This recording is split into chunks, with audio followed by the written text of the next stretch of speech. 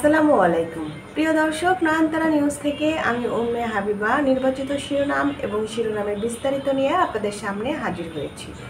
আশা করি সকলেই ভালো আছেন। তো প্রিয় দর্শক, আজকে আমরা দৈনিক ইত্তেফাক থেকে একটি নির্বাচিত সংবাদ শিরোনাম নির্বাচন করেছি। তো চলুন প্রথমে আমরা আজকে শিরোনামটি জানি। নির্বাচনে আওয়ামী লীগ থাকবে কিনা সিদ্ধান্ত নির্বাচন কমিশনের, বললেন ডক্টর মোহাম্মদ ইউনূস। এবার যাওয়া যাক বিস্তারিত।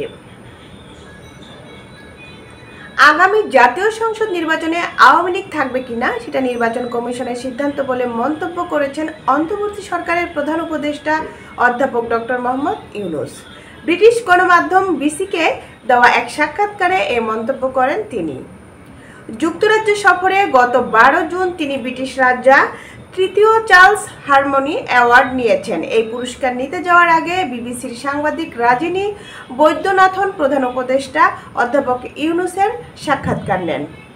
ইংরেজিতে দেওয়া সাক্ষাৎকারটির কিছু অংশ প্রকাশ করেছে বিবিসি বাংলা। বিবিসি বাংলায় প্রকাশিত সাক্ষাৎকারটি বার্তা24.com এর পাঠকদের জন্য প্রকাশিত হলো। বিবিসি: আপনার দেশের ভবিষ্যৎ নিয়ে কথা বলি। আপনি নির্বাচনের ঘোষণা দিয়েছেন। আপনি দেশটির অন্তর্বর্তীকালীন সরকারের নেতা। আপনি বলেছেন এই নির্বাচনে যেন অন্তর্ভুক্তমূলক এবং অংশগ্রহণমূলক হয়। কিন্তু একটা সমালোচনা হচ্ছে যে আপনি আওয়ামী লীগ অর্থাৎ সাবেক প্রধানমন্ত্রী শেখ হাসিনার দলকে নির্বাচনে অংশ নিতে দিচ্ছেন না কেন? অধ্যাপক মোহাম্মদ ইউনূস: আমরা বহুবার এটা ব্যাখ্যা করেছি, আবারও বলছি। প্রথমত, আওয়ামী লীগ না থাকলে নির্বাচন অন্তর্ভুক্তিমূলক হবে কিনা সম্প্রতি ঢাকায় জাতিসংঘের রেসিডেন্ট কোঅর্ডিনেটর খুব ভালোভাবে এটা ব্যাখ্যা করেছেন। তিনি বলেছেন, অন্তর্ভুক্তিমূলক মানে কোনো নির্দিষ্ট দল নয়, সব মানুষের অংশগ্রহণ। যতক্ষণ পর্যন্ত মানুষ ভোট দিতে পারছে ততক্ষণ এটা অন্তর্ভুক্তিমূলক। বিবিসি: দেশের অনেক মানুষ এখনো আওয়ামী লীগের সমর্থন করে। অধ্যাপক ইউনূস: তাদের সিদ্ধান্ত নিতে দিন তারা ভোট দিতে চায় কিনা। বিবিসি: তারা আওয়ামী লীগের প্রার্থীকে ভোট দিতে পারবে না।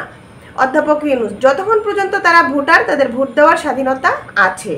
বিবিসি: কিন্তু আওয়ামী লীগের প্রার্থীকে নয়, যদি না আওয়ামী লীগকে অংশগ্রহণ করতে দেওয়া হয়। অধ্যাপক ইউনূস: আমরা এখনো আওয়ামী লীগকে নিষিদ্ধ করিনি। বিবিসি: তাহলে আপনি বলেছেন তারা আগামী নির্বাচনে অংশ নিতে পারবে?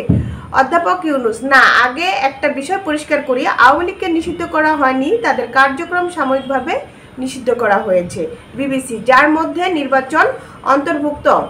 অধ্যাপক ইউনূস: সাময়িকভাবে। নির্বাচনে তারা থাকবে কিনা সেটা নির্বাচন কমিশনের সিদ্ধান্তের উপর নির্ভর করে।